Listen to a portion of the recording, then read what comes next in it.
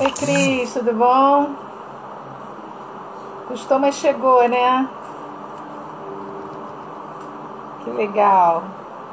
Deixa eu dar 2 minutinhos aqui para ver se a gente começa com mais alguém. E já já eu te chamo, tá bom?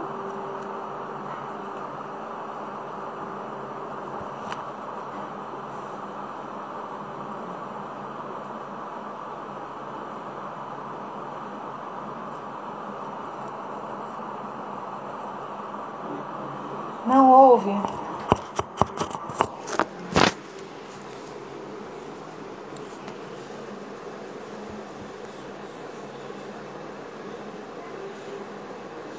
Deixa eu te chamar então pra gente já testar, né? Vamos ver como é que fica aqui, peraí.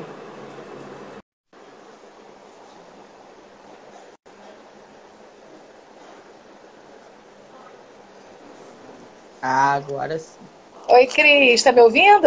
Olá, tudo bem? Quanto tempo? É, pois é, cara, quanto tempo! Como é que tá linda, gente? Obrigada. Adorei Você essa também. posição. Hoje eu tô com os cabelinhos em natura.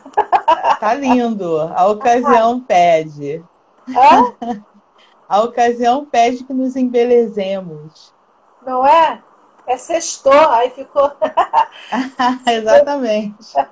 deixar por conta dos filhos e do esposo, ele fica assim sempre, mas eu ainda tenho um pouco de resistência, fico me sentindo meio coroa, querendo ficar com cara de garotinha. É, a gente tem tantas coisas Não relacionadas tem. ao nosso cabelo, né? Tanto trauma, Eu acho que porque sim. não faz nem sentido. É o seu cabelo. É o seu cabelo na idade que você tem é esse. Então, Né? não tem porquê. Se é o seu natural. E mesmo que não fosse.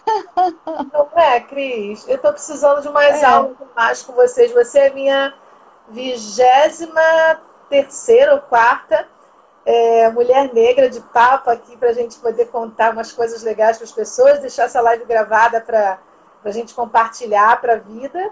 E ainda estou precisando de aula legal. de vocês para poder assumir meu rebeldinho. Mas sabe o que acontece também? Eu estou numa fase meio chata, negócio de menopausa, e aí ele está muito Aham. ressecado, sabe? Ele está muito elétrico, acorda nervoso demais todo dia, aí a gente briga. A gente está numa fase muito legal, eu e ele, não. A gente está. Mas cabelo é uma coisa que briga com a gente desde quando a gente nasce, né? Dificilmente a pessoa tem uma boa relação com o próprio cabelo, independente de ser negro ou não, né? Você sabe que a Mas é minha uma filha questão da teve? mulher.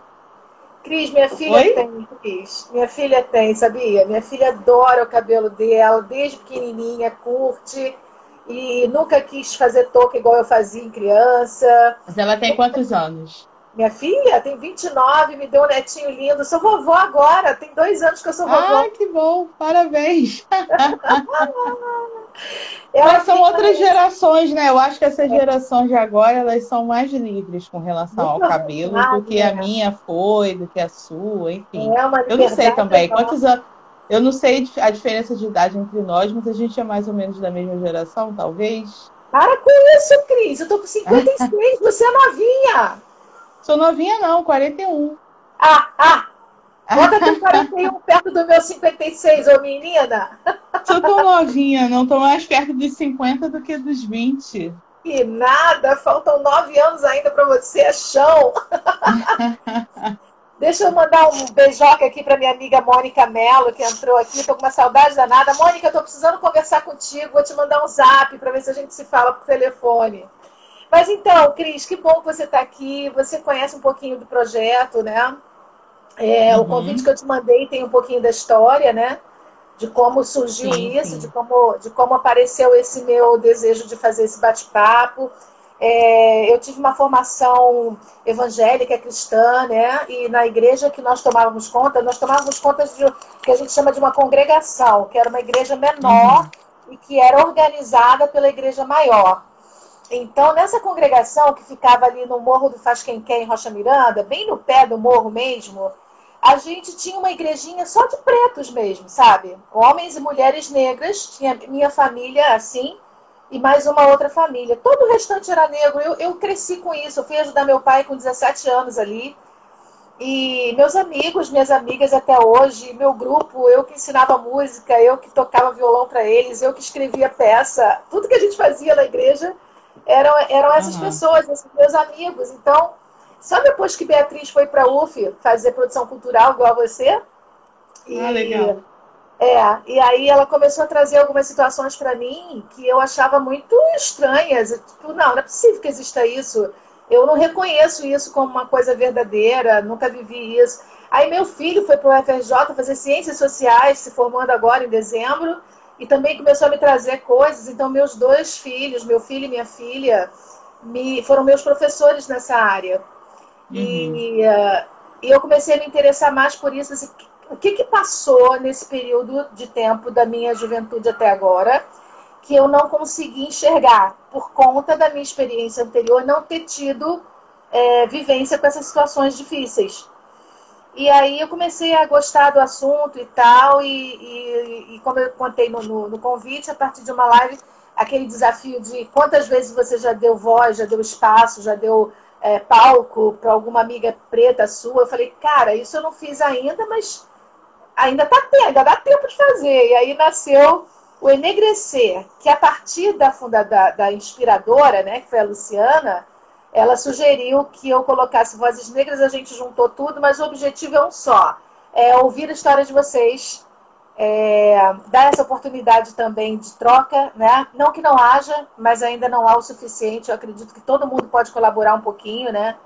Todo mundo pode abrir um espaço na vida, nas suas redes, em qualquer lugar que possa, para a gente mexer nessa cumbuca que todo mundo às vezes mexe um pouquinho na beirolinha, mas ninguém quer se aprofundar tanto. E eu estou tendo aulas incríveis com vocês, então queria te agradecer por aceitar meu convite, por estar aqui comigo hoje. É, eu queria que você. Deixa eu mandar um beijo aqui. Primeiro para o Salve Produção, que eu não conheço, deve ser amigo seu, amiga sua. Um É abraço, um obrigada. coletivo de produtores, são vários. Legal. E a Ju Dourada, minha amiga, que acabou de chegar da Austrália, ficou lá 4 anos. E quando ela entrava nas lives, era muito delícia, porque eu brincava com ela o seguinte: como são 13 horas de diferença, por exemplo, a gente está aqui na sexta-feira. Quando ela entrava, eu sabia que existia o sábado, quer dizer, o sábado viria, né? O mundo não iria acabar, porque ela estava na Austrália já no sábado. Então eu brincava com ela: Ju, quando você entra, você me garante que tem mais um dia nesse mundo aí. E assim, tem sido muito gostoso. A Ju voltou para o Brasil, já está trabalhando, eu estou muito feliz com a presença dela. Jerusa, uma querida que nunca tinha entrado em nenhuma live minha, seja muito bem-vinda. Kleber também, que trabalhou comigo na Veiga. A gente está fazendo uma edição do projeto Vozes Negras. A minha convidada hoje é a Cris Campos. E ela vai só me lembrar quando foi que você teve aula comigo, treinamento, Cris? Me conta aí. Você teve um depoimento para mim inesquecível, acho que foi no Face ou no LinkedIn, e a gente retomou a amizade a partir disso, né?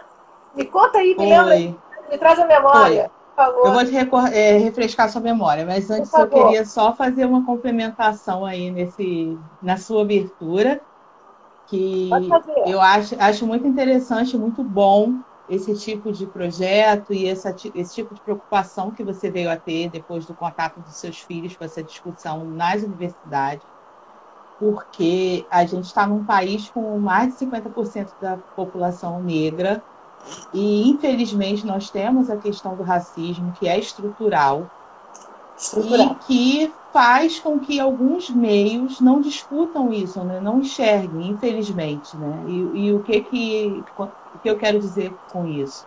É que não, a sua igreja não era, não estou dizendo que a sua igreja era racista ou que as pessoas da sua congregação eram racistas, mas a própria estrutura fazia com que até os negros de lá não discutissem isso.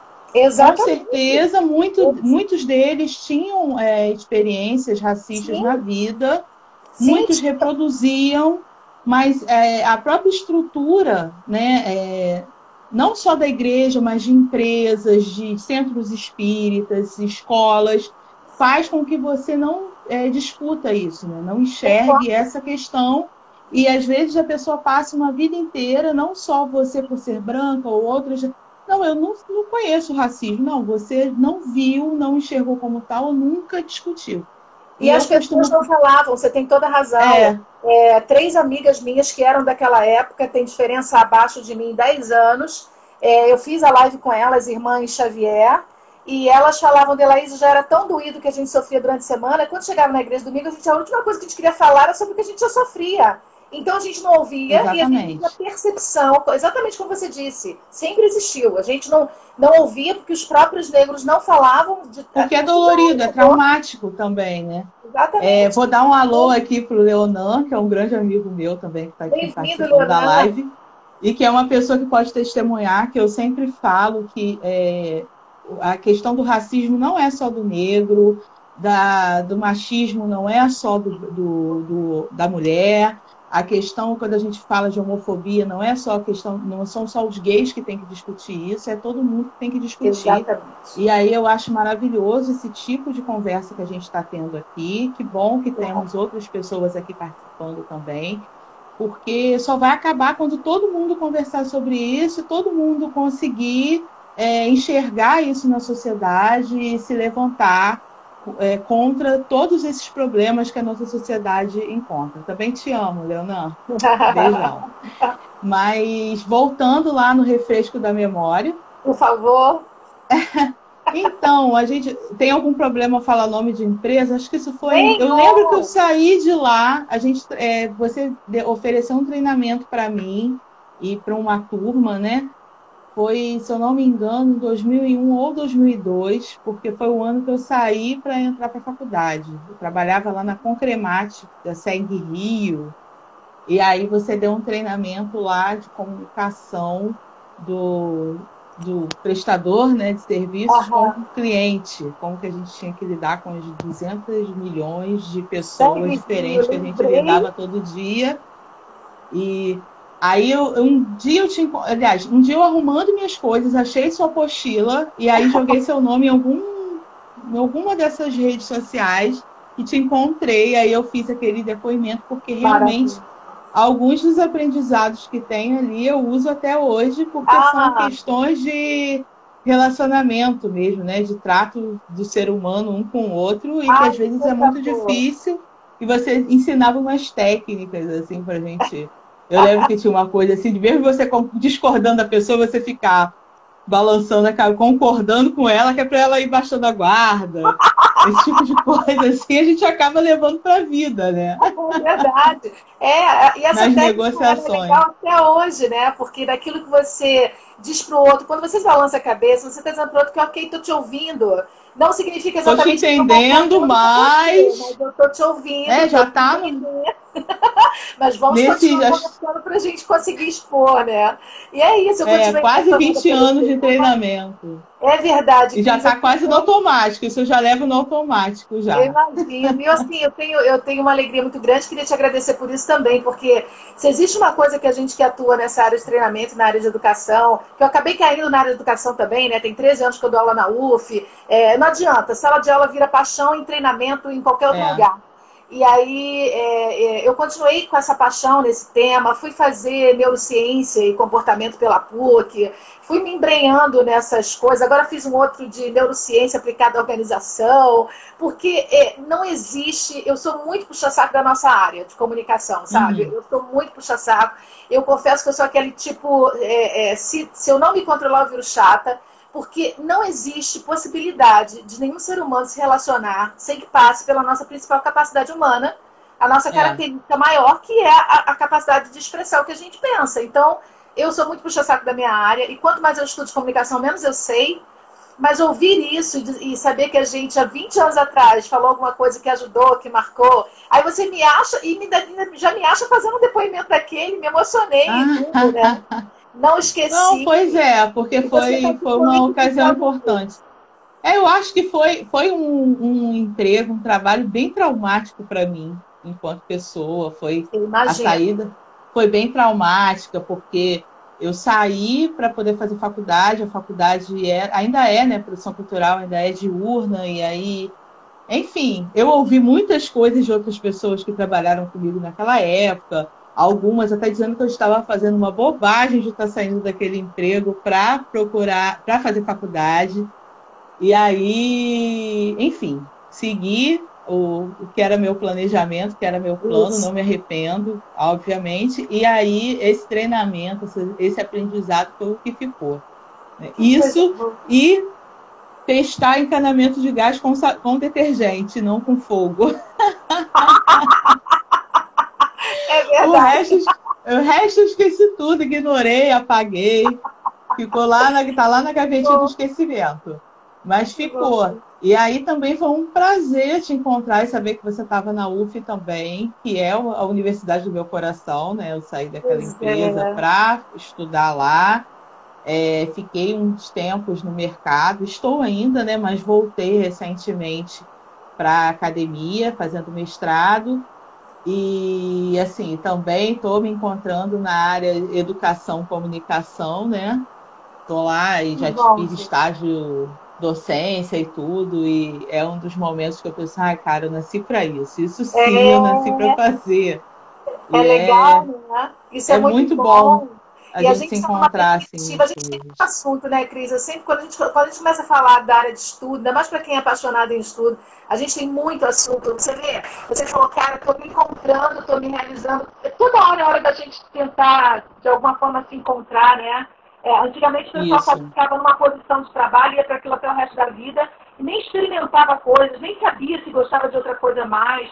E a gente, você está na faixa dos 40, eu já estou quase nos 60, e a gente está se encontrando e se realizando com coisas e descobrindo coisas para fazer, né? Coisas para se encantar, né? E educação é, encanta. A educação isso é encanta. ótimo. E a E UF? tem isso também, A que UF, você falou de cada pessoa, assim, de você fazer um pouquinho de diferença na vida de alguém, assim, que a educação permite. permite, tá? E você fazer ser essencial na vida de uma pessoa, você ter certeza que você, quando for embora, isso pelo menos você fez na sua vida. Você pode não ter acertado com mais nada, mas se É você verdade. contribuir para uma mudança positiva na vida de uma pessoa, acho que isso vale Isso, muito a pena. sem Vale muito a pagar. pena. Isso é É, aquele valor que não tem dinheiro que pague, né? É valor mesmo, não tem preço, não tem como é, você precificar. É maravilhoso. E a exatamente. UF rouba o coração da gente, né? Eu acabei fazendo meu mestrado lá também. Acho que ela tem uma coisa de sedução. Ah, eu sou super suspeita para falar. As pessoas falam assim: nossa, mas você fez graduação, pós-graduação, toda na mesma universidade. Gente, é um caso de amor. É caso de E amor. quando tiver concurso para professor, vou fazer lá também. É verdade. O que Cris, que eu posso fazer? Aquilo é o mundo. não é? Eu acho que tem que seguir o coração e o que faz o nosso olhinho brilhar, sempre. Para ser bonito, para ser Exatamente. quase perfeito, o olho tem que brilhar, o coração tem que bater forte. Me diz uma Com coisa, a gente tinha certeza. opção de assunto, né? Se a gente fosse aqui só conversando, já ia um assunto atrás do Render, outro. né? Mas você chegou a falar para mim que gostaria de falar sobre beleza, né? A beleza da mulher negra. Então, Isso. a gente começou, né? Logo no início, tá, quando estava só a gente acabou dando uma palhinha para isso. Eu achei até que já ia começar direto ali. Ah. Né? Você estava falando sua relação com seu cabelo natural e Mas eu tudo. lembrei também, quando eu comecei a falar, eu lembrei, falei, opa, já estou dando a deixa aqui para. É, então, essa foi a minha pesquisa do mestrado, né? Por quê? Eu vou Legal. contar um pouquinho como é que eu cheguei nisso. Eu entrei no mestrado da UF, o meu projeto era pesquisar as YouTubers negras. Eu fiquei muito encantada quando eu tive contato com tantas mulheres negras, com tantos canais no YouTube. E aí eu fiquei querendo saber o que tinha acontecido na mídia para a gente ter tanta visibilidade de mulheres negras no YouTube. E aí isso era a minha visão inicial, né? Depois a gente até vê que é um universo tão gigantesco que nem chega a ser assim proporcionalmente tão destaque. Mas enfim, essa era foi o meu estopim. E aí eu entrei, comecei a pesquisar, comecei a analisar melhor os canais, e aí eu fui ver que todo canal, mesmo os que não eram muito politizados, que não eram voltados para as questões raciais efetivas, de militância, enfim, tratavam de beleza. E esses que eram de militância também, em algum momento, falavam de beleza, falavam da questão do cabelo, da transição capilar, ou de maquiagem. lidavam com a beleza de alguma forma. E aí eu fui me aprofundar mais, né, no porquê que isso era importante. Porque não era só o fato das meninas produzirem conteúdo de beleza, era também o fato das pessoas consumirem muito. Mesmo em canais que não eram específicos de beleza, os vídeos de beleza sempre estavam entre os mais vistos. E aí eu fui me aprofundar nisso, nesse porquê. E aí a gente chegou assim a resultados assim surpreendentes da pesquisa. Chorei. Eu tive a princípio eu fiquei naquela coisa assim, não vou fazer, beleza, é um assunto tão bobo, tão, né, Isso é fútil. síndrome. Isso é síndrome que começa a fazer uma dissertação. Tudo a gente acha que é batido, que alguém já falou, que o assunto é bobo. Isso é normal. As meninas falam de tantas coisas mais importantes, falam de atualidades, elas falam sobre, sei lá, temas que a gente às vezes só trata na universidade, de questão racial, elas estão levando para o YouTube com outra linguagem, tanta coisa assim, mais tchan, né? Para que eu vou falar de beleza? E aí eu fui me aprofundar no porquê elas falavam tanto de beleza.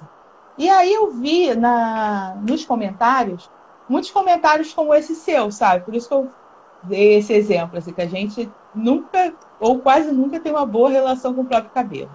Ou gente que alisava o cabelo desde sempre, gente que não usava trança porque achava isso, ou que não podia usar trança no trabalho, porque o trabalho julgava que era sujo, ou que, enfim, as pessoas tinham N problemas com o seu próprio cabelo. Aqui no Brasil especificamente, eu não sei se você já teve essa experiência, aqui a negritude passa muito pela textura do cabelo. Às vezes a pessoa é negra, mas tem um cabelo mais liso, ela já não é vista como tão negra assim, ela já é mais branquinha. Ou se ela é mais clara, tem um cabelo crespo e alisa, ela já se passa por branca. E isso é uma particularidade muito nossa aqui do Brasil. Às vezes você vai conversar com pessoas de outros países, questões raciais, as pessoas ficam assim, como assim o cabelo, né, faz essa diferença toda? Mas aí eu fui vendo essas questões. E aí, durante a pesquisa, alguns professores, especialmente a minha orientadora, que é uma fofa, Ariane Rosbach, que é lá dos estudos de mídia, ela me esquentou, né, a pesquisar melhor essa história dessa beleza aqui.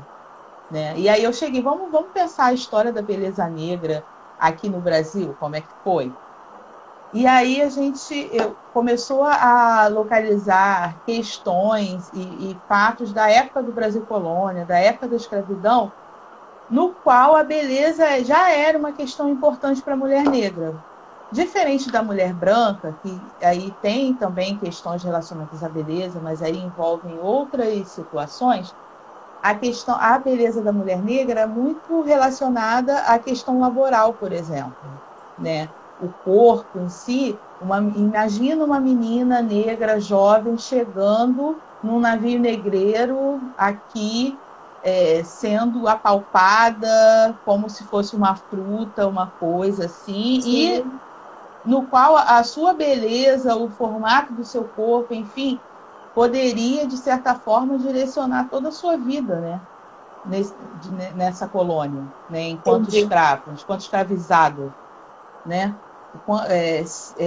Os tipos de violência, de abuso, os tipos de trabalho que ela ia sofrer, tudo isso passava também por questões de beleza, né? Entendi. E aí a gente tem inúmeros exemplos ao longo da história do Brasil colonial que a gente vê essa questão da beleza de alguma forma destacada, né? Na própria literatura brasileira, a gente tem o exemplo da escravizaura, tem um trecho lá que o autor fala autor não, um personagem do livro, né, fala para a escravizaura que ela é tão linda que nem parece que é negra, sabe? Nem parece que tem sangue negro. Tem umas coisas assim relacionadas à própria beleza. E aí, trazendo isso um pouco para os dias de hoje, agora isso está mudando um pouquinho, né? O padrão de beleza está aceitando melhor. Aí já é um outro problema, que é um outro padrão cria-se um padrão de beleza negra, né? A mulher negra bonita é a Isa, né? Por exemplo, né? Com corpo esbelto, alta, não sei o quê, que nem todo mundo é assim.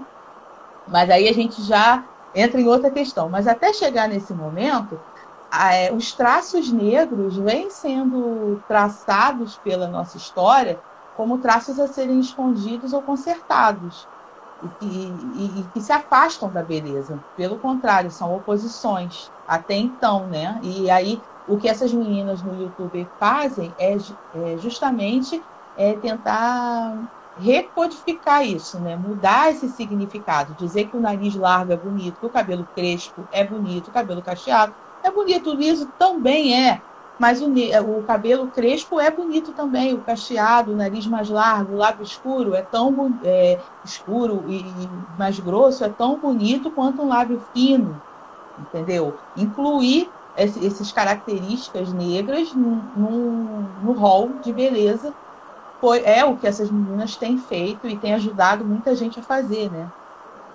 Até hoje. E aí a pesquisa caminhou por isso. A gente vê várias citações, por exemplo, uma coisa que eu pesquisei, que aí eu falei que me surpreendeu, foi que me fez chorar até. Porque eu consegui um apanhado de anúncios de jornais da época de escravas fugidas, pessoas escravizadas que fugiam. É mesmo? E aí, isso está no arquivo da Biblioteca Nacional, você consegue pela internet, é de fácil acesso, assim, jornais da época. E aí eu destaquei alguns anúncios de pessoas escravizadas que fugiram. E em muitos deles, aquela época sem fotografia, Sim. ou fotografia só para pessoas muito abastadas, né, no luxo, eles tinham que descrever as características das mulheres, né, que a minha pesquisa focou no caso das mulheres. E aí tinham, assim, dizendo se era bonita, se era alta, se tinha uma boca bonita, se falava muito, se era faladeira, se era quieta, porque a minha pesquisa também, a gente pensou em trabalhar essa questão tanto da beleza quanto do lugar de fala. Certo. E aí, do quanto essa expressividade da mulher, no caso no YouTube, era importante, a gente foi resgatar isso na história nacional. E aí tinha essa questão, né, que as pessoas, os senhores, né, já destacavam essas características em algumas mulheres para poder localizá-las. Se ela falava muito, se tinha um olhar assim, se era bonita, bem feita de corpo ou uma não. descrição como se fosse um produto, né, Cris? Não, exatamente. Uma E que também passava pela beleza. Pois é. E aí essas questões acabam sendo refletidas hoje. A pergunta do seu amigo aí, quem escrevia essas descrições? Provavelmente homens brancos, né? Ah, sem dúvidas, né? Porque era quem tinha acesso e podia Nem pagar os anúncios no jornal. Mulher não podia fazer nada naquela época também. As mulheres estavam de escanteio, né? E aí, apesar de também terem sido, especialmente as mulheres brancas, ativas nessa dinâmica, mas quem escrevia, quem estudava e tinha esse acesso, na maioria eram homens brancos, né? As mulheres brancas, mulheres negras e homens negros também eram exceções nesse contexto. Eles tinham esse poder de avaliação, né? Era o olhar deles, o poder de avaliação era o olhar deles, o critério era deles também. Justamente. E aí o que você percebia? Que o traço considerado bonito, e é o que se arrasta até hoje, são os traços mais embranquecidos. É a pele negra, que é a pele mestiça, que eu brinco que eu sou hater do Gilberto Freire até hoje, porque acho que aquele livro dele foi o grande fundador do racismo nacional, todas aquelas lorotas, aquela romantização gigantesca que ele divulgou ali, um ensaio como se fosse um material acadêmico, né? E que até hoje tem gente que usa nas bibliografias e que fundamenta argumentos baseados naquilo. São padrões embranquecidos. Então, para uma negra bonita, tem um cabelo pouco crespo, um nariz pouco grosso, um lábio pouco grosso, a pele já não é tão escura. Isso seria um padrão de negritude. Né? A mestiçagem, eu falo, quantas vezes, por quantos anos, a década de 80 e 90, que as pessoas usavam sem pena aquele termo de mulata exportação, né? Que era aquela mulher mestiça, a perfeição, símbolo da democracia racial do Brasil, e que a gente sabe que não é bem por aí. Né? Primeiro que existem muitos outros tipos de mulher, né? Falando fisicamente, né? Tem a alta, baixa, tem a que tem os traços mais finos, mas tem aquela que tem os traços mais africanizados, e que isso não faz com que uma ou outra seja linda ou melhor ou pior do que a outra, né? E aí a gente volta no seu cabelo. O seu cabelo é assim, ele é assim, ponto. Não tem essa de você querer.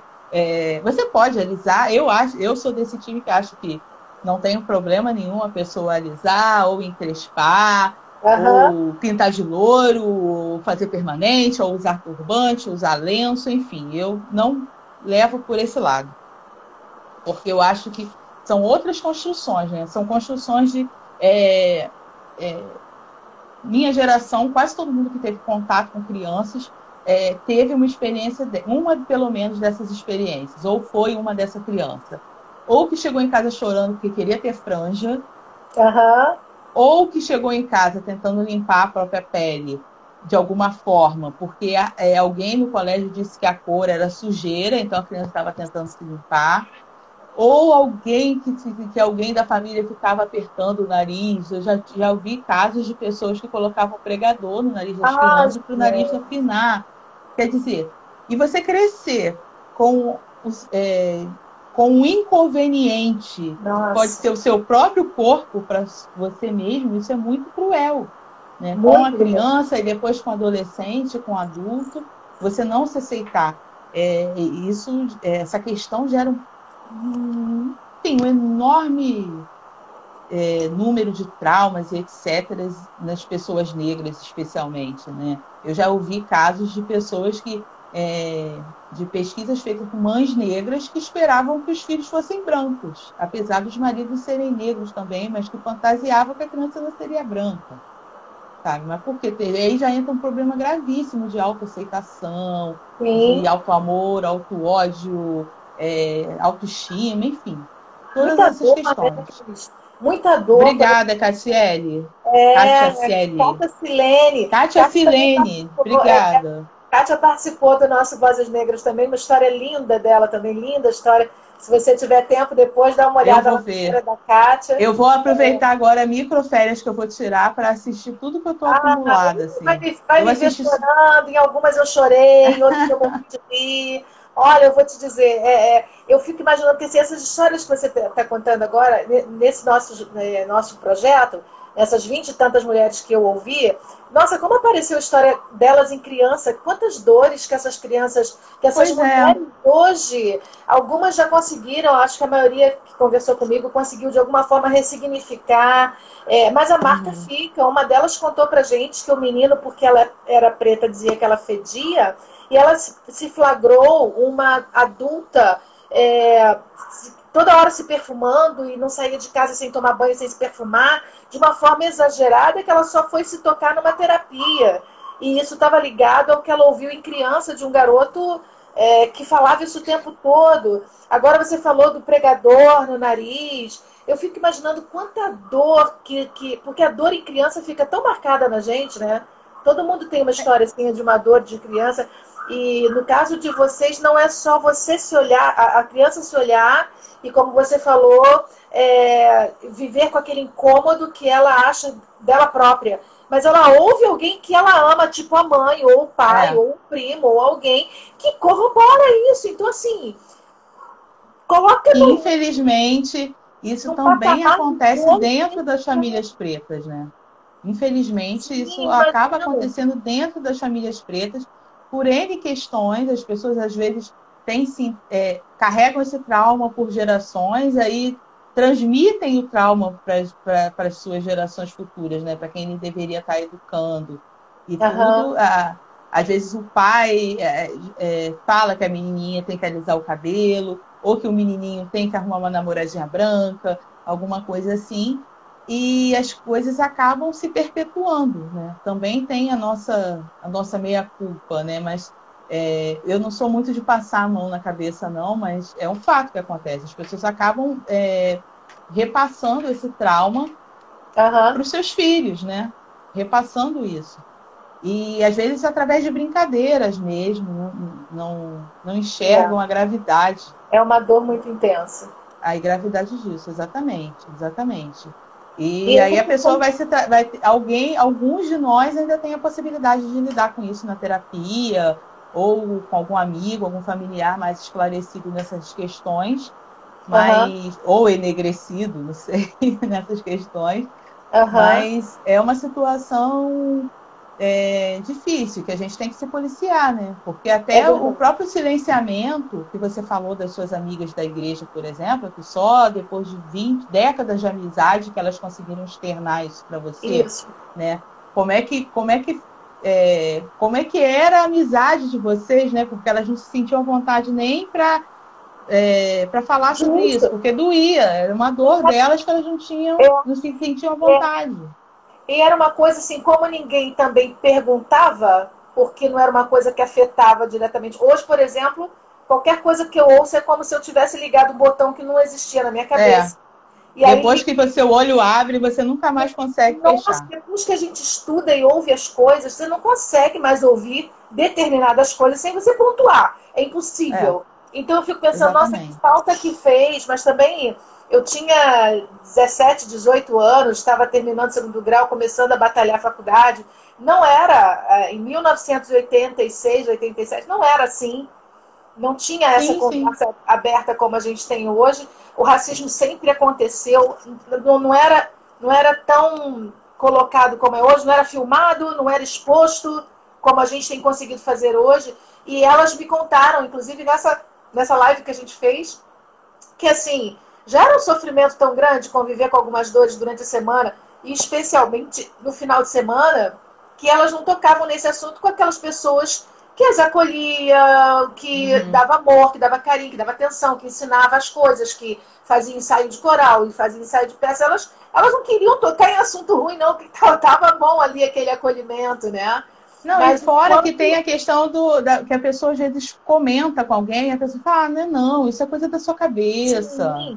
Possivelmente é intenção sua. Faria da forma correta, porque a gente não tinha preparo para ouvir e saber. Não, e às vezes a pessoa nem fala por mal, a pessoa acha que jogando para baixo do tapete está ajudando quem está tendo essa percepção de racismo, enfim, né? Quando está, na verdade, criando um trauma, né? Porque eu tô numa fase, assim, depois de muito tempo, enfim, minha família, a gente sempre discutiu sobre isso desde criança. Eu tenho uma experiência, assim, e é uma coisa cruel, se você for pensar. Eu com 4 anos de idade, eu estudava numa escolinha de jardim da infância público também. Eu falo que eu sou filha da escola pública desde o jardim da infância. E aí, as tias lá tiveram, naquela pecinha do final de ano, me escolheram para ser a personagem principal, que era a fada Clara Luz. E aí, as outras crianças vinham falar comigo que nunca tinham visto fada preta. Ah, gente! Minha mãe nunca precisou ir lá no colégio, porque minha mãe ela tinha uma técnica ótima que eu recomendo, que ela, antes da gente ir para a escola todo dia, eu acredito que tenha acontecido alguma coisa na prévia, que talvez eu tenha apagado, ou tenha acontecido com meus irmãos, que eu tenho mais 2 irmãos também, que estudavam comigo lá nessa época. E ela, antes da gente ir para a escola, ela falava para a gente, vocês são bonitos, inteligentes e são iguais a todo mundo que está lá. Ela falava isso para a gente todo dia. E quando o garoto veio falar para mim que nunca tinha visto fada preta, eu com 4 anos de idade virei para ele e falei assim, então você vai ver na peça, vem na peça que você vai ver lá. Vai ver agora. E saí, deixei ele falando sozinho, sabe? Ai, que mãe maravilhosa. Minha mãe jogava a nossa autoestima lá pra cima e vai fazer, quer fazer? Então você vai fazer. Era assim.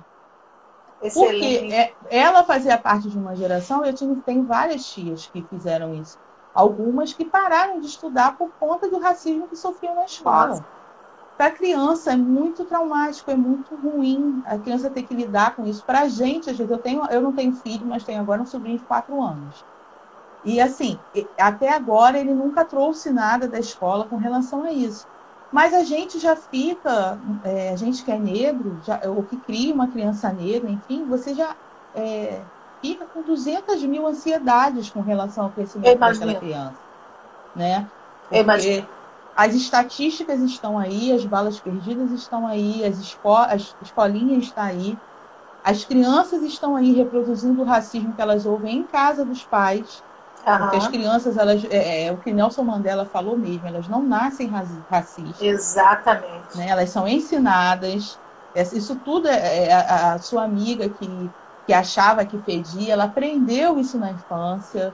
A outra que achava que estava suja, essas coisas a gente, infelizmente, aprende, sabe? Tanto a internalizar, quanto a lutar também contra isso e a não reproduzir, a não ser racista. E aí a gente agora está numa fase, eu acho, que a gente tem que...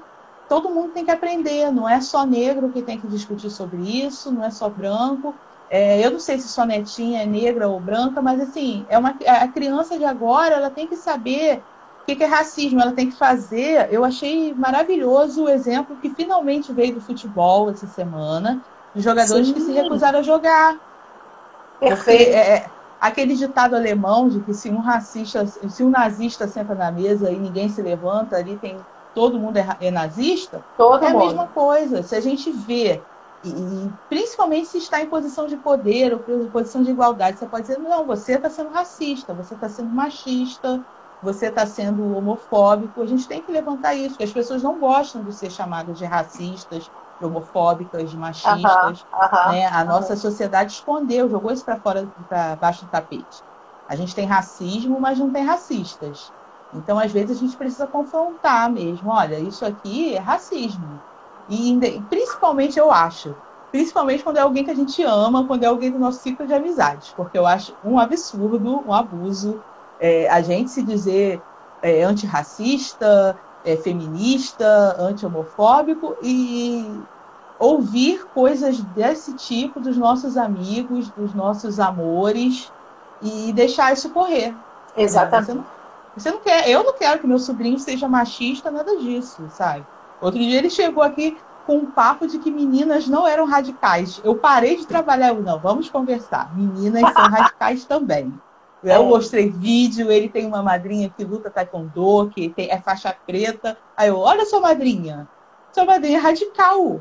Aí me manda um vídeo radical aí que eu quero mostrar para sua filha. Porque tem essas coisas, a gente não pode mudar o mundo de uma vez só. Poucas pessoas nascem com essa missão, com essa possibilidade, né? É verdade. Mas a gente pode mudar o nosso mundinho ali, a nossa família, quando ouvir alguma coisa, falar. É o nosso entorno. E, Cris, essa sua pesquisa, ela seguiu com essas características de... Você caminhou nesse contexto da beleza negra, com foco nessas características mesmo de cor e de traços, ou você também caminhou em relação, por exemplo, que você daria outra live para a gente conversar, sobre o quanto o comércio, agora o mercado de uma forma geral, está se preocupando em oferecer produtos de beleza apropriados para a pele negra. Você chegou a enveredar por esse caminho ou ficou lá nas questões mesmo de características de pele, de traços? Então, isso acabou ficando em 1 ou 2 artigos anteriores à dissertação. Mas não me aprofundei muito. Por quê?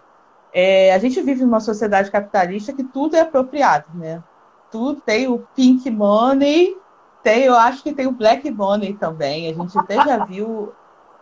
há uns meses atrás, acho que a diretora, a esposa do dono da Embeleze, se eu não me engano, de uma dessas linhas de produtos de beleza, falou que não gostaria de se envolver em questões sociais, né? Isso poderia atrapalhar as vendas. Acho que foi, eu posso estar falando a marca errada, então melhor não falar. Mas enfim, tem isso aí na internet. E aí, é isso, eles estão se apropriando de um mercado, né? Alguns, poucos, têm realmente essas preocupações raciais, enfim, mas é um mercado, às vezes vira outra... a gente tem que olhar isso, a gente que é pesquisadora especialmente, né? Professora, olhar isso de uma forma muito crítica. Eu uso também esses produtos específicos, mas sabendo que muitas vezes são apropriações do capitalismo, não são preocupações reais, né? Porque, por exemplo, a gente cai em outros tipos de... se liberta do padrão do cabelo liso, Mas aí cai em outros tipos de prisões, né? Em outras escravidões. Aí o cacho já tem que ser número tal, já tem que ser aquele cacho bonitão, não pode, o cabelo já não pode ser crespo, porque tem cabelo que não cacheia. Né? E aí você vai num salão que eles vão meter um produto no seu cabelo que vai cachear também. Mas aí você só pode usar o produto daquele salão, tem que ser todo mês, tem que usar os produtos daquele salão. Aí até que ponto. Ciclo, né? Até que ponto isso também não é uma outra escravidão, né? Também você não entra num outro padrão. Enfim, a gente tem que pensar isso de forma crítica também, mas eu não cheguei a me aprofundar muito nessas questões, mas existem outras pesquisadoras, eu não vou lembrar o nome agora, mas na ESPN tem uma pesquisadora que fez um trabalho mais voltado com relação a isso, as marcas que lidam melhor com esse risco, enfim. Mas a gente acaba depois, como você disse, depois que o olho abre, você começa a ver tudo de forma crítica. Pois é, a gente começa a ficar de uma forma, a gente começa a ficar com um olhar assim muito apurado, ouvido muito atento, né? E eu tenho uma amiga muito querida que também é muito ativa no LinkedIn, que é a Tânia Chaves, e a gente fez uma live aqui também. A gente fez quarta-feira com a Dirlene Silva, que foi uma mulher que começou a falar de economia e desmistificar a economia lá no LinkedIn, e aí ela foi escolhida entre os 25 top voices desse ano. E eu tenho ficado muito também lá por conta da área profissional, que é bacana também, né? Às vezes a gente não tem tempo de ficar como a gente gostaria, mas eu procuro pelo menos de manhã dar uma lida geral no que me interessa para poder saber o que está acontecendo. E a Tânia, ela é uma negra maravilhosa, assim, super para cima. Ela tem eu vou dizer que é uma publicação que tem uma certa frequência, que é o papo reto, que aí na animação aparece um pezinho e fica papo de preto. E aí ela coloca essas coisas que as pessoas fazem com toda naturalidade. Ela diz, olha, tá lá no dicionário, mas não é para estar na nossa vida. Tá em tal lugar, mas não é para estar no vocabulário. E aí alguém perguntou para ela sobre isso. Mas você também não acha que agora tá tudo muito... chama o preto para fazer o comercial, chama o preto para aparecer... todos os comerciais agora tá todo mundo colocando. Não acha uma forçação de barra? Ela falou, olha, pode até ser, mas eu tô feliz, porque antigamente a gente não era chamado para nada. E agora deixa que seja moda, dane-se que seja moda. Deixa o modelo tirando o dinheirinho dele. Não é? E eu concordei com ela, falei, isso aí já é gente incomodada também, porque estão começando a aparecer. Não apareciam, nunca foram colocados como aquela coisa do casal da margarina, entendeu? E aí eu gosto muito dessa posição da Tânia, que ela fala, não ligo para isso não, que seja moda e que venham outras, contanto que haja espaço, que eles também ganhem por isso, que eles também apareçam, que a gente já não tem, há muito tempo, a gente briga por espaços, né? Que a gente não teve com a mesma frequência e intensidade que os brancos tiveram. Então, depois que você lê e estuda e reconhece isso, não tem mais como você ficar com olhos fechados para essa situação, de jeito nenhum. E aí eu acho importante isso. Onde vocês estiverem, quantos mais de vocês, melhor. Porque a gente continua estando em lugares em que, quando a gente olha no entorno, a gente conta nos dedos, né? Hospital, e eu acho que... o médico negro, o professor universitário negro, né? Tem lugares... outro dia eu estava conversando sobre isso num grupo de pesquisa, assim, porque até para a gente que é negro, alguns lugares ocupados por pessoas negras nos causam estranhamento. O tamanho do buraco, né, do racismo estrutural aqui no país. É verdade. Eu morei 3 meses em São Tomé e Príncipe, na África. E uma coisa que me chamou muita atenção lá era que toda a publicidade de lá era feita por pessoas negras. Porque lá, desde o cara que limpava a rua, trabalhava com limpeza, até o presidente do país eram pessoas negras. Sim. Então não tinha sentido eles, 98% da população lá era negra. Não tinha o menor sentido eles fazerem publicidade com pessoas brancas. E aí, aqui a gente fica meio assim, né? Porque lá eu via, propaganda de arroz. As propagandas mais simples, mais do dia a dia possíveis, eram com pessoas negras. Aqui começou muito na área de tecnologia, área de beleza, né? Pessoal, moda, essas coisas, mas ainda não é proporcional, né?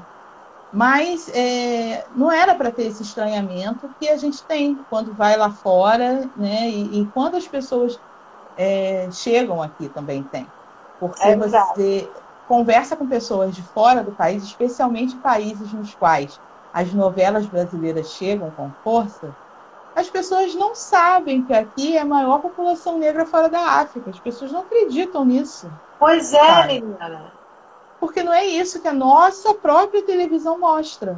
A nossa própria Exatamente. televisão mostra histórias de brancos. E quando ela vai mostrar histórias de negros, é histórias de escravizados. E a Exatamente. gente tem tanta história bonita para ser contada, É verdade. tem tanta liderança negra de todos os períodos da nossa história, gente importante, gente que fez parte da nossa história, que ajudou a fazer o Brasil que é hoje, que as crianças precisam conhecer, tanto quanto Aham. conhecem as outras, tem as outras representações. Porque as crianças não podem achar que elas só podem ser isso ou aquilo porque são negras, ou porque são mulheres, É ou claro. porque são gays. Não é isso. As pessoas têm que. A gente tem potencialidade. Quando eu falo a gente, não sou eu enquanto mulher negra, sou eu enquanto pessoa, enquanto ser humano. Claro. Todo mundo tem suas potencialidades. A gente não Exatamente. pode ser previamente julgado por uma coisa que a gente não decidiu, ninguém escolheu nascer branco, negro, homem ou mulher. É Se verdade. alguém decidiu, me avisa Ah, onde foi é verdade. isso, porque, né? Onde e como? Porque a gente vai pesquisar também, que a gente adora buscar Como é coisas. que é esse negócio? Então, as pessoas têm seus potenciais, têm seus problemas, têm seus desvios de caráter. Todo mundo, branco, negro, blá, blá, blá, blá, blá. Então, não Exatamente. dá para a mulher negra fazer só papel de empregada, ou só papel da gostosona que vai destruir o casamento do cara negro fazer só papel de É, traficante ou de escravo, sabe? Tem 200.000 variedades de possibilidades dramáticas. Tem gente escrevendo, tem gente filmando, tem muita coisa para a gente ver e que mostra toda a potencialidade do ser é humano, verdade. né? Você E é sabe, isso. Cris, que a gente. Olha, o tempo passa que a gente não vê quando o papo é bom, né? A gente já está em 53. Ah, Caramba! tá. Pois é. Mas você sabe que assim, a gente tá. Eu tenho um contato, eu trabalhei, acho quando já conversamos sobre isso, eu trabalhei por um tempo prestando serviço para a Globo, direto, 5 anos aqui dentro do Projac, depois outros 5 Rio, São Paulo, dando alguns treinamentos, fazendo alguns trabalhos, e a gente acaba conhecendo muita gente que, inclusive, até também já saiu de lá, mas continuou fazendo contato. E um deles é um produtor que de vez em quando entra aqui para fazer participar comigo e tal. E as meninas estão muito assim animadas para fazer um documentário dessas nossas lives, sabe? Ah, legal. E aí eu estou muito feliz porque eu não sei como, mas eu sei que essa galera que trabalha com isso vai saber como fazer. Eu, como leiga, tenho uma suposição, né, de como poderia ser, porque tem vários assuntos que transpassam todas vocês, sabe? Que atravessam a vida de vocês. E aí eu não sei se a gente Uhum. fizesse cortes em cada uma delas, mostrando um pouquinho, cada uma falando tipo sobre o mesmo assunto. Eu tô cheia de ideias, mas como eu disse, eu virei vovó há 2 anos, né? Francisco, meu netinho, ele é branco, com os cabelinhos muito encarocaladinhos, igual o da mãe. E ele aprendeu uma musiquinha com a minha filha que fala: o nosso cabelo, ele é cachinho. Tem que molhar e passar creminho. Então Ah, que bonitinho.